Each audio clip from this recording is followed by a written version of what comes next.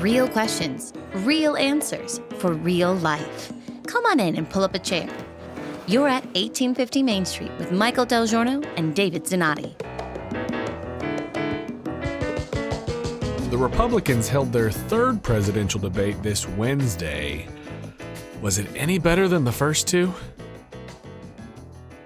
Who does Dave think won the debate? Oh, he didn't bother to watch. I knew you were going to be on me about not watching. I told you I couldn't watch. I told you at the end of the last one.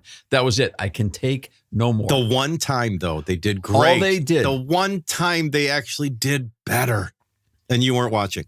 All they did was embarrass themselves and assault all the rest of us. And I said, that's it. I'm just not, I can't take it anymore. I mean, I felt like they basically threw the election away by that kind of absurd adolescent behavior. However, you said this one was better. I just felt bad. The one time they really did better. I mean, the things that we had seen in the past, for example, DeSantis would start off weak and then finish strong. He really did show up and start strong and stay strong.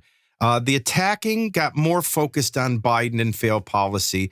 I really think the five of them deserve some credit for focusing on us, the voters, the issues and the failed policies we're all paying for. But I get it. The first two at Fox were so bad. They were unwatchable. They really were. But see, I would have lost it on this one, too, because I would have lost it as soon as Ramaswamy came up with his 3-inch hills thing, because in reading the articles in the Post and the Times and a few other places, it was crystal clear that was not only an attempt to take a shot at Haley, but it was really the backhanded shot that was going at DeSantis. Did you pick that up? He said twice during the actual debate, there are two sets of them on this stage, because he was basically trying to call out DeSantis for having 3-inch heels on his boots to look taller than everybody else. That's the real story. Didn't catch that. I didn't catch that, but I do want to, can I? See, so were you awake at that moment? See, if I had seen that, it was an instant click off. I cannot stand that kind of stuff. It's not that. It's just that I want to defend him from the standpoint of, in the context of the point he was making, of Dick Cheney and that kind of, style, if you want Dick Cheney with 3-inch heels, and he delivered it, because sometimes when they have these prepared gotcha type things, they don't deliver them right. He really did execute it. Sorry, he did. And I thought you're giving her a free ride. What a bizarre response. Oh, and there's 5-inch heels, and that's to be used as a weapon.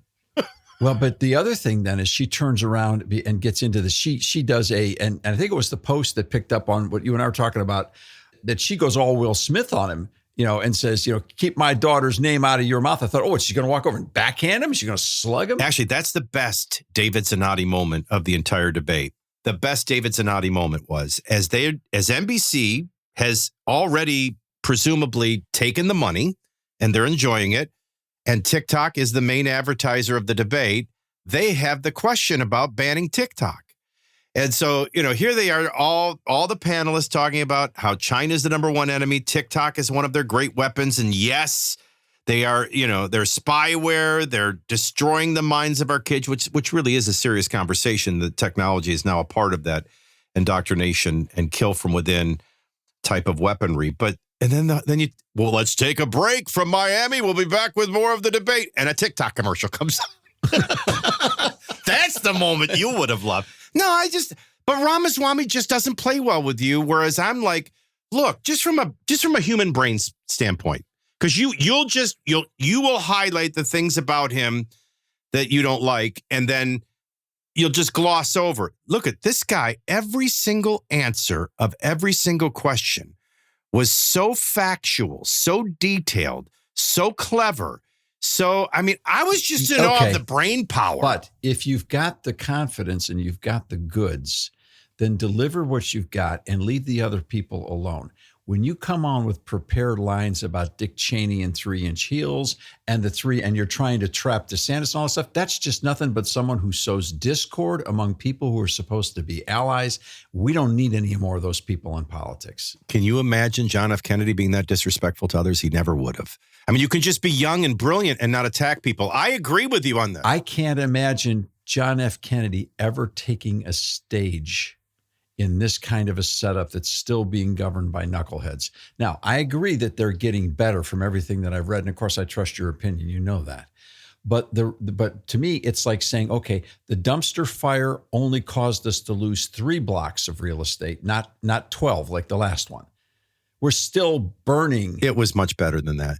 First of all, and let's make this clear right now, and this is my opinion. The game ball, which I know you don't like those analogies, but if I was in a locker room, goes to NBC, and you know how I feel about NBC Comcast. You know how I feel about ABC, NBC, CBS, MSNBC, CNN, and you know how I feel about Fox. But I mean, NBC did a good job. Thanks be to God, because it's an embarrassment to the world, the way that our media behaves itself in these debate environments. So this is great. Hewitt said, the last time I did one of these debates, and now I can't remember who it was with. I think it was, I'm almost positive, trust my memory. I think it was CNN. It was CNN. And he said we had like 2 rehearsals. This time we had 9. NBC had all the questions. There were no follow-up gotchas. They weren't trying to start fights. Fights broke out just in 2 occasions. It feels very out of context with the way everybody's replaying clips, because it was really just a brief moment. They're bashing TikTok. And then I don't know why Ramaswamy did this. He makes it about her daughter. And oh my goodness, it was a Will Smith moment. I don't want my daughter's name coming out of your lips. And then he started talking and she went, "You're scum." And I mean, it was just, all right. So that was that. But then but see, that's unfortunately he won, because that's what he was trying to do. He's trying to turn her upside down. And he did. And that's part of presidential temperament. Now, the thing with Nikki Haley that I think would be fascinating to talk with you is that she kept making the case on foreign policy for me. Like if she was trying to apply for Secretary of Defense or maybe even Secretary of State, she'd be on my list. She was never pulling me towards Commander-in-Chief and President. And I thought that was interesting. And I think, all of them, DeSantis seems to be the trajectory conservative right candidate. Nikki Haley is coming across, from my standpoint, feeling very establishment Republican, and obviously from Ramaswamy, that's where you get Dick Cheney in heels. Tim Scott, I said it on the radio this way. I have no doubt whatsoever I'm going to see Tim Scott in heaven. He's a real brother, a man of great faith, and just a terrific guy. I am not going to see him take the oath of office. I wouldn't think he's got a chance of winning. Chris Christie, why does he keep wooing me? What is it about him? Because he's got substance. I mean, he actually he doesn't talk down to people. He actually tries to answer the question. He just seems to be both jovial and sober-minded at the same time. He does have an excellent persona. Now, and here's the other thing, Michael. We've talked about this, and often we just don't have time on radio to get into things that we really like to talk about deeper. But there is, in the American psyche right now, a tremendous desire for a hero commander-in-chief. And that hero tends to have a certain set of images. I mean, look, we are all into these comic book movies. I mean, who hasn't seen some part of the Marvel multiverse world of whatever, all that stuff? You've never seen a Marvel film? Have you never seen Iron Man? You've never seen any of that stuff? No. You're a blessed soul. You're untouched soil. This is wonderful. But most Americans have got this hero thing going on. Well, if you're looking for one, DeSantis isn't a bad choice. Well, on the resume, he's great. The problem is his personal appearance doesn't match. If you listen to DeSantis on radio, he sounds a whole lot better than DeSantis on television. It's a different kind of thing. We watched the same. I was unable to hear the second Bush-Gore debate in person, so I had to listen on the radio because I was traveling.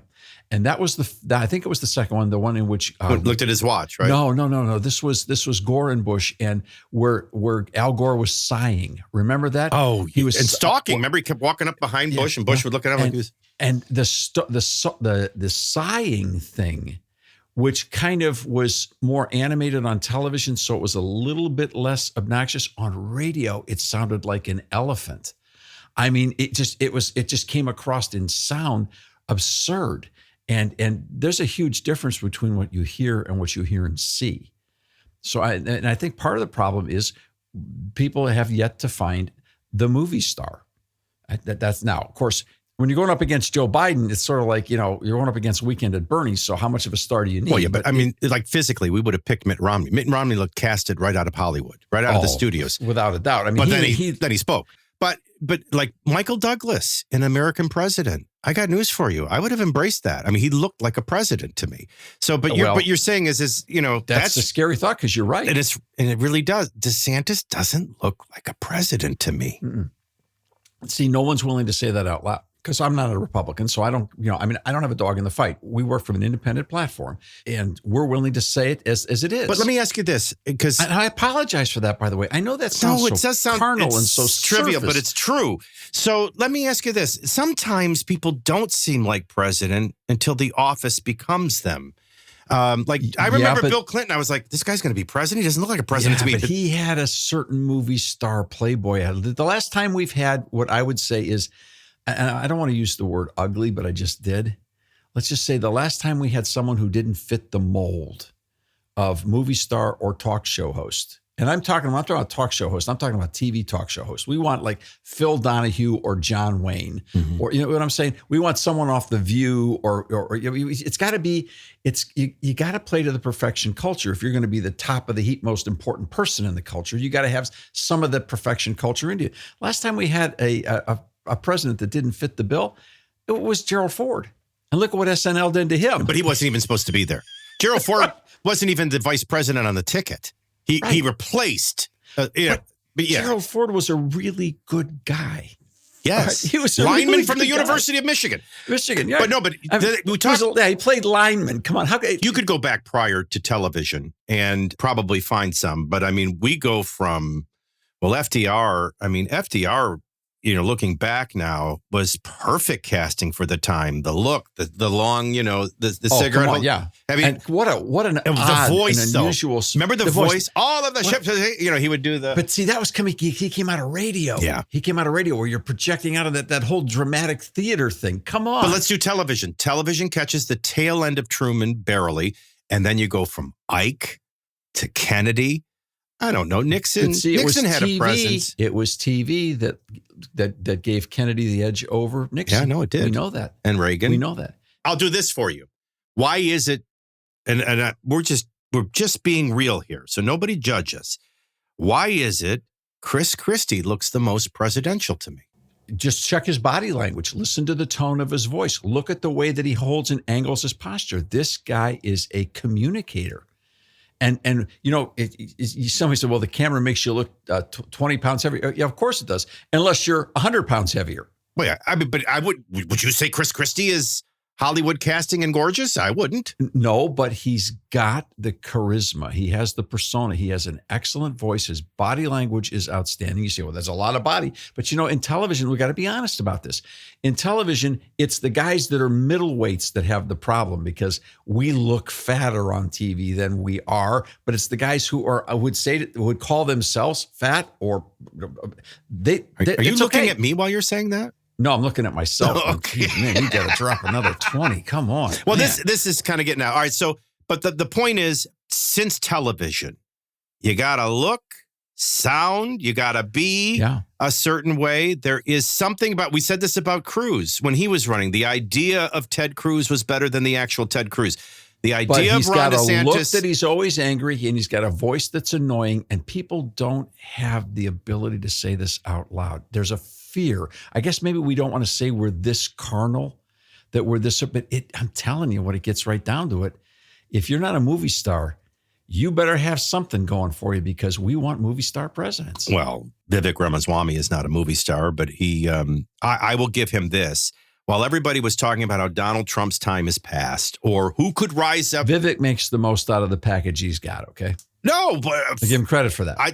I know it sounds like I'm defending him. I guess I am, because here's a guy that while everyone else is talking about how they can rise up and defeat Trump and be that, because that's what they're looking for. Who's the clear second that can challenge Trump? If he stumbles in the caucuses in Iowa or in the primaries in New Hampshire, this becomes a real primary battle. Let's get everybody else out of the way. And who's that other person? Well, it's not Nikki Haley. I'm sorry. I know the establishment thinks it is, but I don't think it is. We know it's probably not Ramaswamy and Scott. I don't know how deep the Christie appeal can go. But, I love that Ramaswamy was actually the disruptive force. He was the most like Trump. In fact, what you're not liking the most about Trump, who awkwardly turns and starts attacking people. He's like Trump with facts and details. I'll say it this way, and then you can chastise me. You can't love Donald Trump and hate Vivek Ramaswamy. I don't think there's a way. They're the same. No, okay. Look, I'm sorry. I reject the notion from the start. They couldn't be any more different in so many ways. Now, I will say that Ramaswamy is attempting to fill the Trump lane of disruptor. I get that part. They're playing the same role. Yeah, but he's doing it better than Trump with very specific. Well, maybe he's getting away with it because he's nowhere near the threat Trump is. Let me get another cup of coffee, because what I want to talk to you about is anybody on that stage a potential running mate for Donald Trump? And if so, it could only be Ramaswamy. I'm thinking. Yeah, go get the coffee. Get two. Kennedy, Jack, he won't listen to any reason today.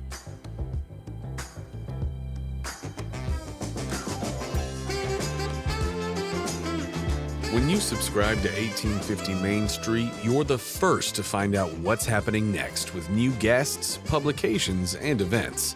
And when you spread the word about 1850 Main Street, you're helping others find real answers to the real questions facing America right now. To learn more, visit 1850mainstreet.com. And please, tell a friend.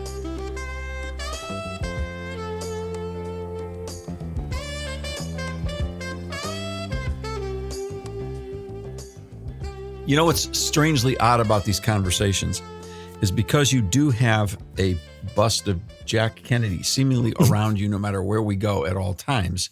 All right. People are going to begin to realize you do talk to Jack Kennedy in your imagination. And now you look and turn and talk to the statue of him at the same time. Did I ever tell you what happened to me? I was very, very ill. My family. No, I'm sorry. If Jack came to you and said he was going to hit 2 home runs out at the World Series and you got better, I'm not buying it. No, that was Ron Santo. But no, okay. So I had 106-degree fever and I was too weak. And it was to call an ambulance, or I called a dear friend who was a nurse and RN, Margaret Colucci. So this is 2 houses ago. And so by the time Margaret got there, I was literally unconscious in my bed. And I was hugging Jack. That's how she found me and nursed me back to where I could get help. At this point in time, I'm seriously concerned about your career now. No, it gets worse. But I do talk to him. You notice how I turn to him too? I don't want to be rude. I've been listening to you on the radio, and I'm telling you, it's like all of a sudden you have another person in the room with you. It's like at any given time you could start, and Jack is talking with the press. I'm not so worried about you talking to Jack. It's just that he seems that he's talking back to you. He does. He does, Tommy. Says you're silly. You're silly. That guy's silly. No, but that's right from the Kennedy Library. It's actually a beautiful bust, and it's one of my treasured pieces of art. But anyway, but the point is, what preposterous notion were you making about Ramaswamy? What was that? Well, all right, follow me on this, because I don't know why you're being so disagreeable today. I cannot wait to beat you at golf. So, number one, Donald Trump doesn't forgive, and he doesn't forget. There's no way Nikki Haley is on that list. In fact, he's probably so angry with her, there's no shot she's in the cabinet. So he ain't looking at Nikki Haley. Ron DeSantis, I think there's issues because he's gotten so rough with him. It'd be like trying to unite with Cruz. It's too late. Right. You've already bashed him too much. Plus, they're both origins in Florida. I don't think, although I got to say out of all of them, maybe Tim Scott, but I don't think South Carolina is in play. I think the governor of Virginia brings more to the Electoral College map. I don't see him. Chris Christie would be far too moderate. Of the people left, Vivek Ramaswamy. Well, by the way, and he's not going to go with Pence. We know that. Vivek Ramaswamy, if there's anybody on that stage that he would put on the ticket to get youth, I still think his strongest move would be Robert Kennedy, but that's a whole other story. But all right, we'll see. I have no opinion at this stage in the game on the vice presidency. However, I do want to talk to you about Trump and something that we're picking up that I think is most interesting that has not been covered in any way, shape, or form that I'm aware of in the media, because we've got the data. We've been breaking down what happened in Ohio, and we knew NBC was going to hang whatever happened on the November 7th vote. If they could spin any election as to being a defeat for pro-life forces, they would come and hang that on the candidates. And of course they did that, and that's not to be unexpected. Right. Okay. So in looking at the data in the Ohio defeat, which was significant, 57-43, we worked hard on that project with a number of other people and did not see that go into that direction at all. We knew it would be tough, but and then we found out about 2 weeks out that George Soros had dropped $40 million. George Soros and his network of friends and associates, the Billionaires Club, Arabella Advisors, Bloomberg, Pritzker, they all came in, were dropping monster checks. So the pro-life forces in Ohio, which unfortunately did a really silly thing in August, they put together a ballot issue that never should have been on in August to try to put up a 60% supermajority, went down in flames. They had 90 days to recover. They had spent over $18 million in the first effort.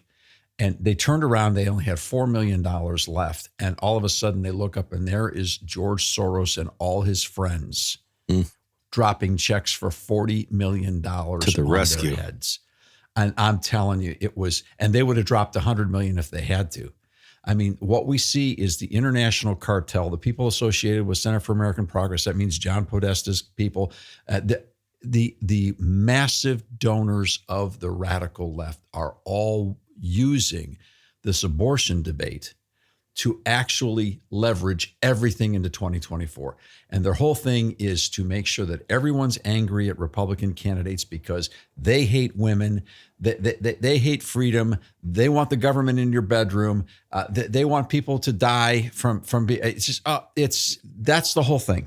Now, what we've learned from all of this analysis on numbers is going back, watching the Trump 2020 election, watching Vance running for senator in Ohio and running the numbers from Trump and J.D. Vance, and then what happened on the abortion issue. The number of Trump voters in 2020, the Vance voters in 2022, and then the pro-life issue in 2023. Michael, the Trump voters are not particularly pro-life. They didn't show up. I mean, they're like in the major counties, we had 100,000 vote drop off from the Trump election in 2023 in the pro-life position. I mean, the Trump people came out for Trump, and a whole bunch of them. Now, I'm not saying they're all not pro-life, but a whole bunch of Trump people in that state did not vote to reject this ridiculous abortion proposal. They weren't there. The voters who voted for J.D. Vance, about a third of them didn't show up. I'm not sure if it was quite a third, but a significant drop, less than the drop from Trump to them, but there was a significant drop. The point is, and this is the Trump, in moving where he moved on the abortion discussion, knew exactly what he was doing. He's positioned himself so that his people can come out and he can avoid being pegged as the super extremist radical on this issue. Because I don't know how his people figured it out ahead of everybody else, but he got it. And now what's interesting is I'm watching all the people on that stage trying to figure out how to get themselves positioned on that issue to be able to win key states. It was a bad moment when they're all sitting around casting lots and negotiating that life begins at 13 weeks, 15 weeks, 17 weeks.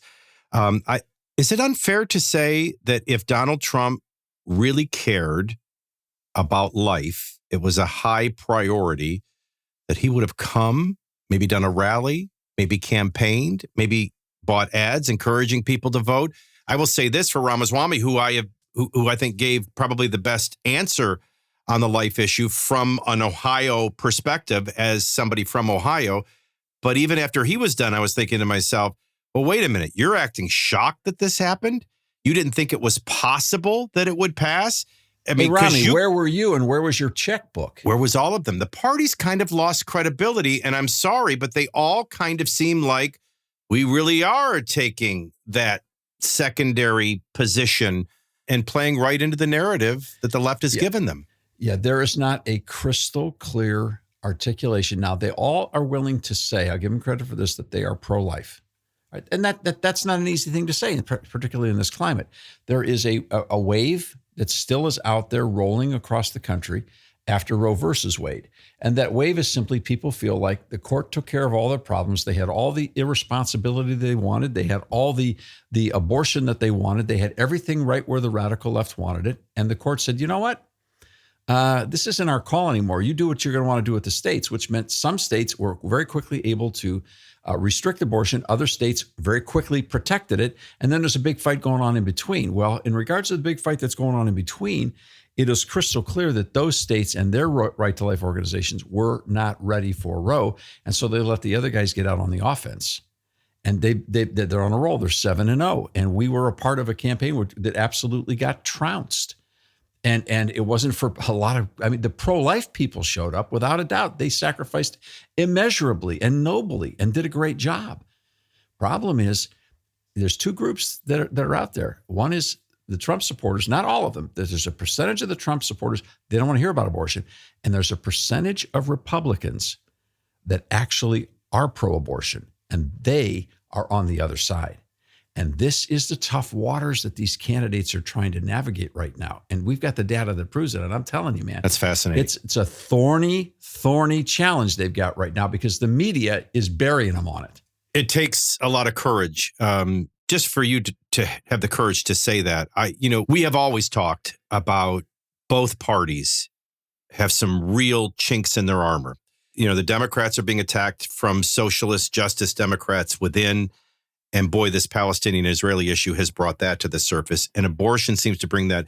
This two-party system is a fragile thing, and it could be gone by the end of the decade.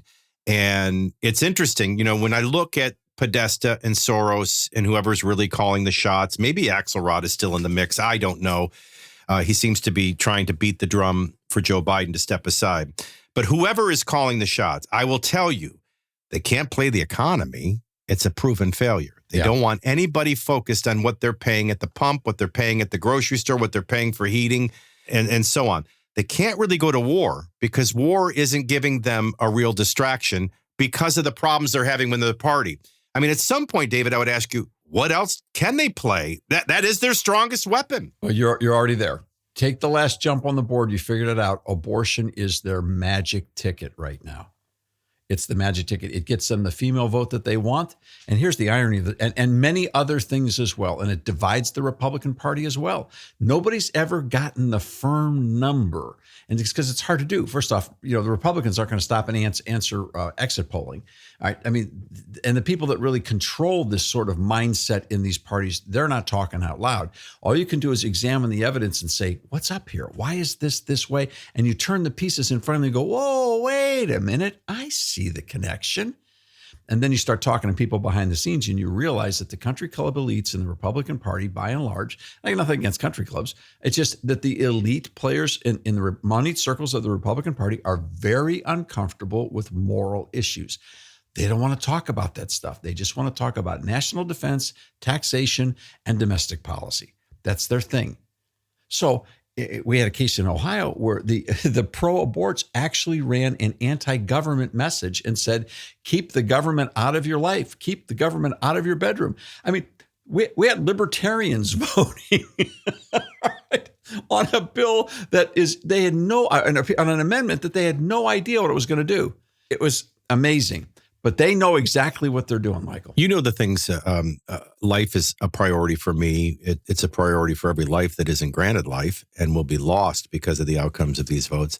But neither party seems very authentic and credible on abortion and on life. I guess I'll say the Supreme Court does. They did the right thing finally, the courageous thing. Yeah. But I don't see the parties. They're both playing politics with it. None of them are really authentic about securing the border. They're playing politics with it. None of them are really credible and authentic and passionate and determined about deficit and debt, and they keep piling it on. If we're a two-party system, neither system's working.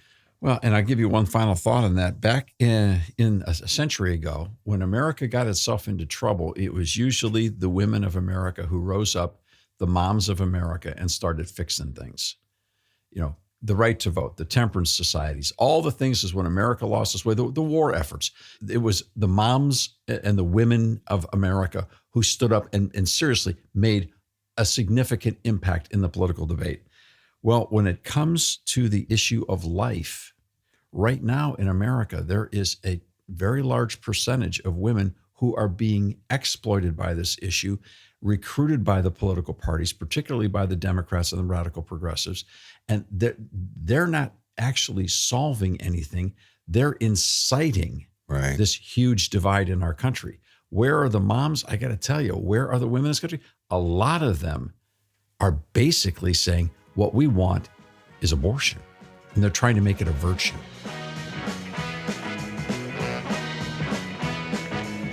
The conversations are just getting started. To get connected, check out 1850mainstreet.com. We don't data mine anyone or sell your information. Subscribe today so you don't miss a single conversation. We'll see you next time here at 1850 Main Street.